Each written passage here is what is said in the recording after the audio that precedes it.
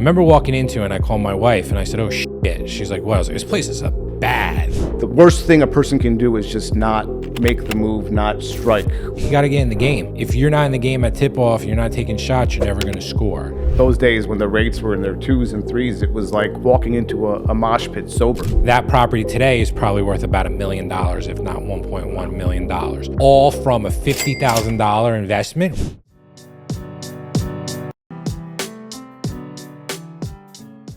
All right, welcome to Agent to Investor Mastery. As always, I'm Carl Sanfilippo. Today I got a special guest with me. This is someone who's got their hands involved in a lot of different aspects of the real estate business. Someone I've known now for probably about 6-7 years. He was also at our charity event that we did in November, raising money for Children's Specialized Hospital, and he was extremely generous with the auction and donating things, and he made a huge difference to the kids. I was happy to announce that this year, or I should say in 2025, we raised over $100,000 to Children's Specialized Hospital in New Jersey. It's something I'm passionate about, something my wife's passionate about. So, Adam, I didn't get a chance to thank you, but with us today is Adam Elias. Adam, what's up, man? How are you? I'm great, man. Thanks for having me. So to everyone listening, man, tell us a little bit about your story. What do you do? How'd you get here? What'd you do before? I'm a Renaissance man. I'm an attorney. I've been practicing law now about 12 years. I pretty much have every license you could have within the real estate business. I started my practice about 8 years ago on my own doing real estate closings. I wanted to be a probate lawyer. No one ever really dreams of going to law school to do real estate closings. Right. Kind of quickly found out once I went on my own that no one really wanted to trust a 28-year-old kid with their estates either. So you start to take whatever work you can get when you're on your own. I had a couple of real estate closings come my way. I started to turn them around pretty fast, and then took realtors out to lunch, asked them, what do I got to do to get your business? And they said, you just got to pick up the phone. I said, so you tell me if I answer the phone, you're going to give me money? So yeah, sounds pretty simple. It kind of became pretty apparent fast that the real estate practice was very scalable, and that the client, we do have our obligations to the clients being the buyers and the sellers, but that the real client in the trade were the realtors. They're the ones that were going to consistently refer business. So the name of the game was scale. First year, 2017, we started doing, I made about 37 closings, scaled it up to 150 the next year, then 300, then 400, then COVID. Right. And in COVID, they came out with the CARES Act. CARES Act, everyone was panicking about wearing masks, getting vaccinated. I was staying up till 2 o'clock in the morning every night watching Congress lobbying back and forth for the CARES Act. It's like a 600-page congressional bill. I don't know if you've ever actually taken time to look at a Congress bill. It's dizzying, but I knew that there were going to be opportunities in there. And sure enough, there were. They were printing money for everyone. It was the ERTC tax credits for keeping employees, the PPP, they paid you to have your staff on board. Took advantage of all that, and our business was still doing well. So I went out and I was approached by a referral partner to open a RE/MAX office. I said, sure, let's do it. From there, we opened a model mortgage subsidiary. It was RE/MAX, the mortgage brokerage in a box. I had a title insurance agency already, so really kind of had every piece of the transaction. When I got the mortgage brokerage, I realized I was interviewing people for broker of record, and I realized very quickly that if somebody leaves, I'm going to be screwed with all these transactions. Right. So, went to a local school from Monday through Friday to get my hours. Saturday took the test, passed, became a licensed mortgage officer, and then it was like August 2020. I was like, the only license I'm missing now is my real estate license. So what's the next available test? And remember, testing centers were closed for the pandemic. I kid you not, the next test was in Harlem. Like, I looked at a Tuesday and I drove into Harlem on a Thursday just to get it out of the way. Because I had the law background, I didn't need to take the hours for the test. Went in blind, passed it, just to have the 4 licenses. Ended up originating loans during the pandemic. Like, the best thing I could say about those days when the rates were in their 2s and 3s, it was like walking into a mosh pit sober. The mortgage industry was just going rampant. Rampant crazy, yeah. And the first loan I did was I refinanced my first home. It was a starter home in Manalapan. We had closed back in 2016 on a 30-year, 3.625, pretty good rate in its own right. Right. But it got it down to a 15-year 1.875. Wow. Only cost me $1,200 in points. And my 15-year schedule is set to expire when my oldest kid is a senior in high school. So it's kind of like that was a nice little earmark for her college fund. Right. And then we moved in 2020 into Monroe, the house we live in now. So it was nice. We moved in right before the pandemic. Otherwise, I don't know that I'd still be married today. My wife would probably kill me. Well, it's crazy. I like that analogy about walking into a mosh pit sober. I'm going to use that because we opened up our brokerage, which our mortgage brokerage, which not a lot of people knew we had, that we ended up selling. And we got licensed in March 2020. And what people don't remember, at first, the rates actually spiked to 5 or 6% before they dipped back all the way down to 2.5%. And it was really hard to get talent, because in the mortgage industry, they were just paying crazy amounts of money, bonuses, because things were just going so nuts between refinances and purchase business that people would get double their salary to stay, and it was really hard to get talent. And I remember telling my partner at that time that all these people who are taking these crazy bonuses, they're going to have zero longevity. As soon as the rates spike up, the first ones to get laid off are all these people who are going to pay these crazy salaries. It's just not something that's going to be able to survive. And that's exactly what we saw happen. So now you have every license under the sun. You have a brokerage. Like, talk about a little bit about what happened after that. Yeah, so we had like the trifecta. I'd seen it done by other people such as yourself, people that knew what they were doing a lot better than what I was. But I had out in East Windsor, we had a Remax model mortgage and a title agency all in one house. Also, having a law firm at that point was, I went from being on my own in 2017 to a partnership in 2018 where we focused. I had real estate practice, and then we focused in on personal injury, and we were scaling that practice over the course of about 6 or 7 years. My wife had started a physical therapy clinic in late 2018. We purchased a clinic from another owner, which was a tremendous learning experience. Careful what businesses that you buy. So really, probably the peak of 2020, I'm running about 5 different businesses, and I'm loving every second of it. My wife would say to me, all you do is work. And you come to a point where you realize that it's not work, it's passion. I drive to the office, I'm playing podcasts about business, I'm reading about it in my spare time. I was never much of a sports guy. I don't have many hobbies. It became a passion. Business to me wasn't really work. It just, the growth of business was the hobby, was really the sport. Come 2021, early 2021, I'm thinking that, I'm really now in my prime, I should continue to focus on scaling these businesses. When I get a call from someone in my church we need a voice at the table. There's a state election coming up, gubernatorial election coming up, and we wanted to talk to a few of the lawyers in our community. Now, keep in mind, my background is I'm Egyptian Coptic Orthodox. Most people, I'd say 99%, are either going to be pharmacists, engineers, or doctors. So there's about 7 of us that are liberal arts majors. We're failures of the community, but we ended up becoming attorneys. So they were the community. They put us all in a room to see if we would be open to it. And it was just amateur hour as far as they were trying to get like one campaign manager to run 7 different campaigns. No one in the room really understood what was going on, but I had a pretty good political instinct. Politics was something that I'd always followed. So I figured, let me go top brass at this point if I'm going to do this. I went and hired Bill Stepien. He was Donald Trump's campaign manager right through 2020. He was a New Jersey Hamilton native, went back to New Jersey to start his own consultation firm. So I was one of his first clients. And went big for the Senate campaign, ran for the state Senate against Linda Greenstein, who was a 20-year veteran institution in the New Jersey state legislature. I'll tell you, running a campaign for state office, I had owned 5 businesses at the time, but running a campaign consumed more of my energy and more of my time than those 5 businesses combined. Wow, I bet. So as the year went on, it kind of got to a point where I had to make some decisions in business. And things were going on in the market that were really alarming as well. In the Remax community, we saw overnight Remax offices in New Jersey flip into EXP offices. It was just kind of reminded me back in like 98 when wrestlers were leaving WCW to go to NWO. It was this massive, unorthodox switch that was happening. Not exactly what I was thinking when it happened, but yeah, I can see where that happens. And so Carl, I'd known Carl since before that, from when I went on my own in 2017. Just a quick sidebar. When I first started my real estate practice, Carl Sanfilippo was someone that I was told I needed to meet to get some business. And I introduced myself to you at a triple play, and I gave you a business card.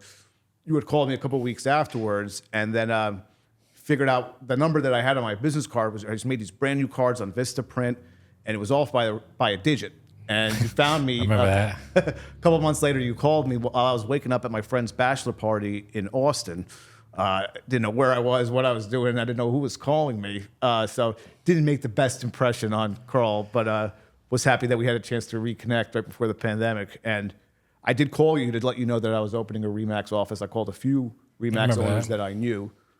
Most were pretty standoffish about it, kind of like, good luck, not really happy that I was getting in their lane. But you were the one that gave me the advice, hey, man, best of luck to you. If you need anything, give me a call. I'm here. And so when the EXP movement started, I had a little bit of a panic attack. I called you. I said, did I just buy the last blockbuster the year before Netflix came out? And, you gave me some good perspective. We sat down, we talked, and, ended up being able to get myself out of this RE/MAX model mortgage situation, which I'll forever be eternally grateful for, because God knows you know how to handle the business a hell of a lot better than I do. So that allowed me to really hone back in on the campaign, continue to work on the law firm, and then just start now building my real estate portfolio. Nice. Let's talk a little bit about that. So along the way too, and we were talking a lot, obviously, with what we ended up doing, merging the companies and stuff. Talk about your real estate investing and talk about what that actually did for you and your family during this time.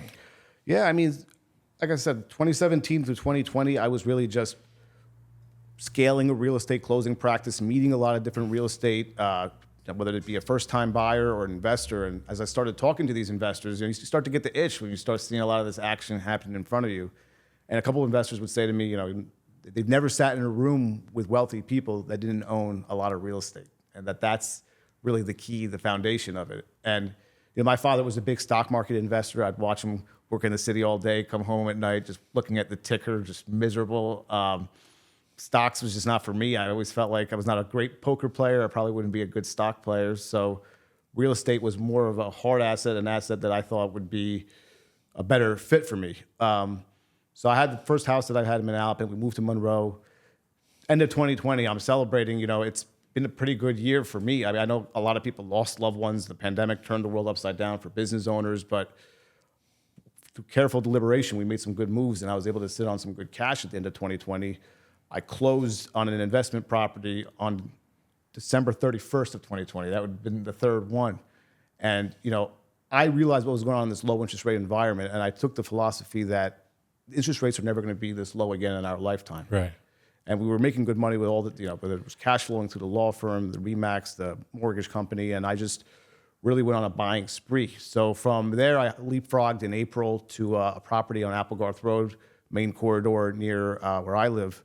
A house was just listed for sale. This is a prime road for commercial development. It's a speculative property, but we know at some point it will, whether it's in 10, 20 years, it will be worth a lot of money.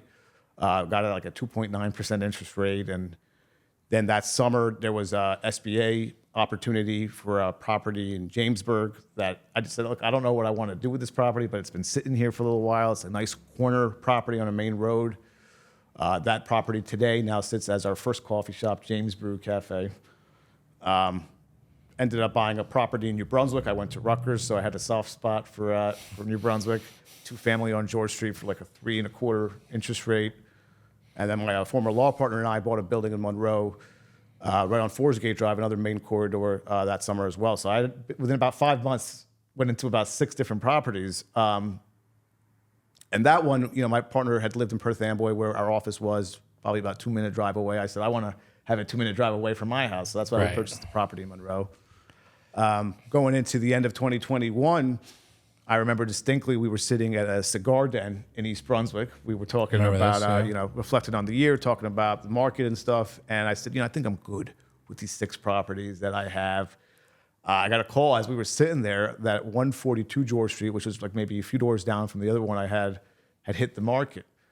And I think within about 3 minutes, I said, all right, let's go make an offer. And I just will never forget your face, just looking at me like, did you seriously just do that after you spent half an hour explaining to me why your portfolio is good, you don't need it to be too big. I remember that one. Yeah.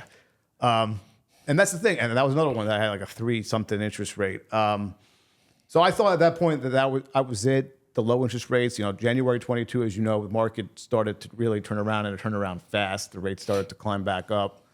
But 2022, I went out and bought another 5 properties. So I realized pretty fast that the whole thing I had convinced myself about interest rates was just, I guess, the justification for that year. But I was a mortgage broker, so I was originating my own loans. I'd basically go make an offer to someone and say, listen, I'm going to offer you exactly what you're asking for. I'll be the attorney. I'm going to represent myself. I'm going to be my own mortgage guy. I'm going to do my own title insurance, and you're going to pay me a commission because I'm going to be the realtor. I'm not going to ask you for anything during the inspection, but I'm going to do one just to know what I'm getting myself into. Sure. And you're only going to have to deal with me. And that worked pretty much on every purchase that I made. I think it was a delightful breath of fresh air for any listing agent to not have to deal with all these different moving parts in just one person. Do you still own all those properties? So let's say by 2023, I had gotten to about 15 properties. And I think at that point, it was a little overextended. It just, the last 2 or 3 I had bought were pushing 9 to 10% interest rates. They just didn't make sense. Right. And so we just wanted to simplify things. I was able to sell them and make a nice little humble return to cover the closing costs and whatever I had done.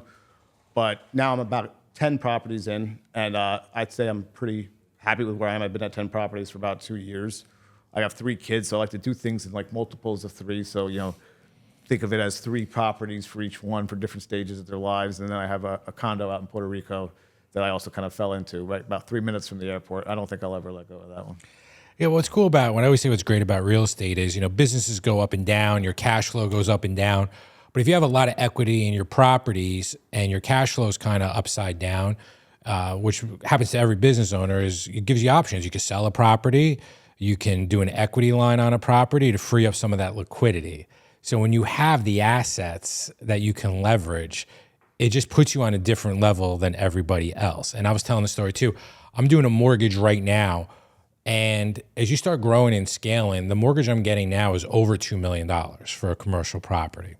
Getting a mortgage for over $2 million has been easier than getting a mortgage for $200,000 because it's a commercial mortgage, dealing with a community lender, proven track record, and the numbers make sense.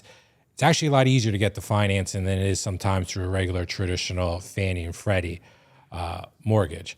So what were some of the challenges you had, because as someone that scaled multiple businesses, what were some of the challenges you had trying to scale 4 or 5 multiple businesses at the same time? A lot of people would say to me, the master of all is a master of none. And this was usually coming from haters. Like I said, I incurred a lot of haters from people that I was stepping into their lane, whether it was in the mortgage, title, real estate avenues. But my philosophy was I wasn't trying to be a master of anything. I was just trying to make a lot of money. It was really about cash flow, and it was really about using these businesses as a vehicle to building that real estate portfolio. I would have never been able to do that had I not had all the cash flow coming in from these businesses. Sure.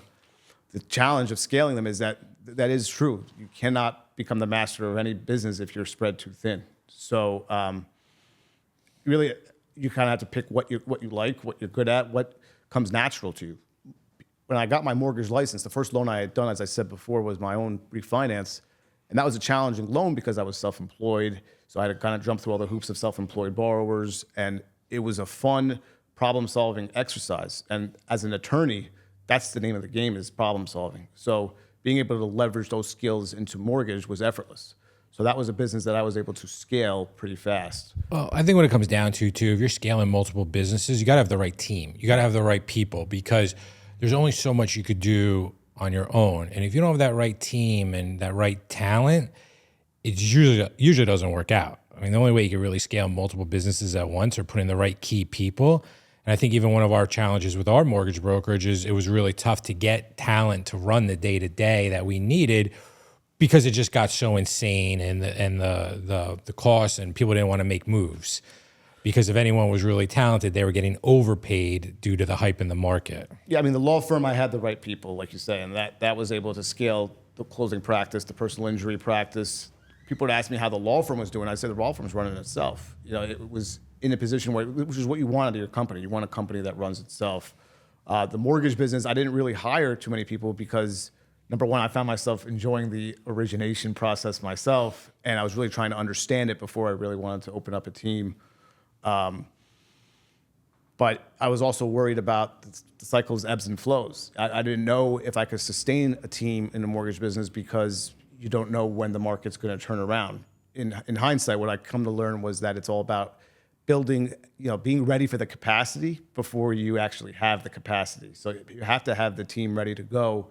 And it's a big fear factor. That's why a lot of businesses don't scale properly. They don't grow, Right. but you have to invest. You can't look at it as an expense or a cost to build a team. It is an investment in yourself. It's an investment in your business that will exponentially grow over time. So I think this is a perfect question with your background as an attorney, mortgage rep, is I've been seeing a lot of things on social media about Section 8, and that Section 8 will actually sometimes pay for you to live in your own home. I don't know if you've ever seen this. Have you seen this? Like, what is your take on Section 8 paying for you to live in your own home? Yeah, I haven't heard anything about Section 8 paying for your home. I mean, that's a lot of the videos that I see now on Instagram and Facebook, I have to kind of look twice at and see what's going on.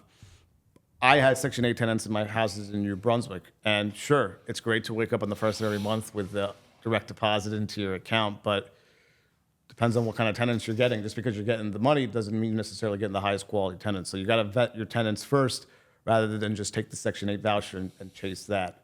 A lot of times with house hack, these kinds of things like, being able to get Section 8, usually if it sounds too good to be true, it probably is. Yeah, and I did some research on my own, and what I found too, it's only available in certain areas and I think like certain hardships.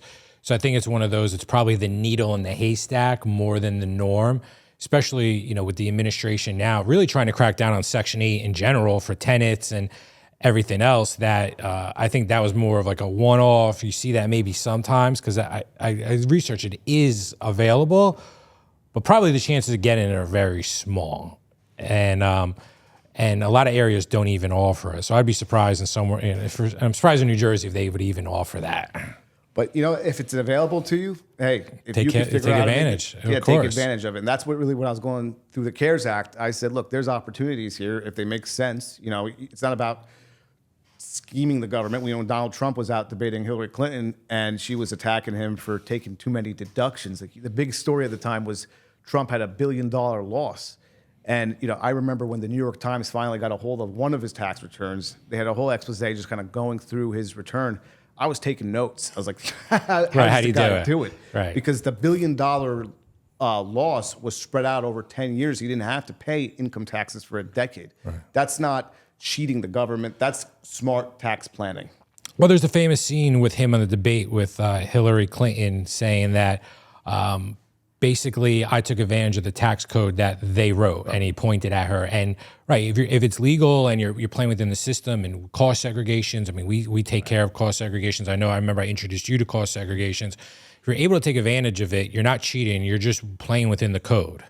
The tax code was made for the investor. When you go and become self-employed, you learn that you write the tax return. There's a Michael Che from SNL. He's got like this famous bit where he says, I pay taxes. It used to be that taxes get taken out of your check, and then at the end of the year, the government's like, oh, we took too much, and then they give you like a refund check, and you're like, oh, great, we're going to Red Lobster. Right. But it's when you have your own business, you have to pay taxes, but you get to kind of dictate how much taxes you have to pay. Like when you have a W-2, you're a W-2 employee, your life is dictated within the confines of what you're getting paid. That W-2, that number decides what you're going to spend, what your budget is. And when you are writing the tax return, when you're self-employed, start of every year, I'm sure you do the same thing. I figure out how much money do I need to make this year to accomplish my goals, to scale my business, to take the vacations I want to take with my family, to do the project in our backyard. And you're in full control of that. And the tax code lets you really take full advantage and take as much of that home and keep as much of that as possible. Well, it's funny that with taxes, my mindset has changed. It's not how much money do I have to make. It's how much real estate do I have to buy that I could depreciate under bonus depreciation to not pay taxes. So that's how my planning goes now, more so than what I can make. Because it is too, some years are going to make more, some years are going to make less. Like, that's life. It's just, and that's why I love owning real estate, because it can help you when your cash flow is maybe not where you want it to be, or you have a bad year in business, or I always look at it like this, like I want to be the insurance company for me and my family. God forbid something goes wrong, sickness, whatever. I don't want to have to rely on an insurance company approving something. I want to be able to write a check if I have to take care of it. You want to be your own bank. Right. You want to be your own bank, and real big believer in infinite banking and life insurance. Like I want to be my own bank. I want to control my destiny. And if I could get it through the insurance and stuff, great. But if not, like I don't want that to be a hindrance. And so I'm a huge believer in that. So let's fast forward. Now, now you're doing the law practice. You're still doing mortgages. When you look back, if you could have changed anything, what would you have changed? It sounds cliche, but nothing. I wouldn't be where I am today. I wouldn't know what I know now had I not done the things that I'd done. I had opened and closed a RE/MAX office in less than 12 months, and I didn't spend one night crying about it because I learned from it. I took a swing. I took a chance on something when no one else would. And to me, that's more valuable than failing, than losing things. Money comes, money goes. Opportunities come. You try to find them. The worst thing a person can do is just not make the move, not strike. People sit and they go into analysis paralysis. I see it all the time I'm sure you see it too with real estate investors who are looking for all the conditions and the stars to line up. I bought those properties the same day that I saw them. I made those offers. I didn't care what the rate was. I took the rate at what it was, figured date the rate, we'll figure it out later. The property itself, if it meant something to me, if I had some kind of a strategy for it. Don't fall in love with your real estate. It's just assets. You don't fall in love with your stocks. But if the opportunity makes sense to you, you take it. And if it turns out this was not the best investment to make, you sell it. But at least you take the chance. Maybe you incur a loss, but maybe you don't. But at the same time, you'll never know what's going to happen unless you take that shot. Right. I will say the biggest challenge that I had really, though, that would probably, if I had to pick one thing, if you put a gun in my head and said, pick something, was the first firm that we had that we grew together. We had a firm for 6 years. We scaled it to a staff of about 10. But because I was spread so thin, by the end of 2023, my former partner said, look, I know what I'm trying to do in my life. I'm a lawyer. That's what I do. He was a mentor of mine in law school. He's about a decade older than me. That's all he knew was law. I learned very fast that I appreciated the business of law more than the practice of law. Right. And so it didn't really matter so much. I enjoyed being a lawyer, sure, but I really enjoyed being a business owner more. And we split up at the end of 2023, but where one opportunity goes, another one comes knocking at the door. And about a mile away from where we live in Monroe, I had an opportunity. Two gentlemen that were pushing their retirement, they came to me. They had an estate planning practice that was established for about as long as I had been alive at that point. I was 35 years old. They were partners for 35 years doing estate planning in Monroe. And they were a staple in the community. Almost every other senior citizen in Monroe had done their wills there. They were well known. They did zero advertising, but talk about goodwill. They've been around for so long that they really built their presence. And they said, look, we're trying to sell the building and transition the practice. I was there, faster than you. I got in my car in minutes and just jumped over there to look at the building. That's like the classic thing you hear about, all on the internet too, about all these retiring, boomers or whatever that have no one to sell their business to and how much opportunity there is there. And one thing that you said that kind of hit on me, I was telling this story yesterday when I was speaking to a group of agents at a mastermind, and I was talking about investing in real estate. I bought a one-bedroom condo for $50,000 in 2016 in New Jersey, in Spotswood. I buy this condo for $50,000. I don't go inside to look at it. I bought it off a website, and I remember walking into it, and I called my wife, and I said, oh, shit. She's like, well, I was like, this place is bad. This place is, she's like, well, what do you think, what do you expect if you didn't look at it? So it cost me about $20,000 to rehab it. It was a one-bedroom. So I was in it for $70,000. I didn't have a mortgage or anything. And I kept the property and I rented it out. A few years ago, I sold it for $150,000. I did a 1031 exchange, and I bought a 5-family for $649,000 with that exchange. That property today is probably worth about $1 million, if not $1.1 million. All from a $50,000 investment, where if I probably went and saw the property before I bought it, I probably wouldn't have bought it. Yeah. Right? But I figured it out. It was not this is not advice for people listening to this, like, oh, well, this guy told me I should go buy a condo without looking at it. But if I didn't do it and I didn't make it react and I didn't learn and some people, I felt like I overpaid at the time, but in the long run, now I have a a $400,000 mortgage on a $1.1 million property, all from a $50,000 investment. So it's really just taking those risks. Not everything's going to be perfect. Not everything's going to be lined up, but shit, you got to get in the game. If you're not in the game at tip-off, you're not taking shots, you're never going to score. And that to me is, I like sharing that story because I just remember the feeling I had when I walked in that condo and I thought, oh shit, why did I buy this? And it was too late because I already wired the money. So that being said, just going to wrap it up real quick. So right now you're doing estate planning, you're doing law in Monroe. If people want to get in contact with you, if they're interested in your services, how can they reach out to you? Yeah, so the office is Elias Counsel, also dubbed as Elias Mortgage in Monroe. The number's 609-655-3200. They can hit me up on Instagram. NJ Estate Planner is my handle. Couldn't believe it was free. But yeah, we focus on estate planning, real estate transactions, and try to loop it in with the tax planning. I think that's the biggest component that's missing right now in the market. You can go see your CPA.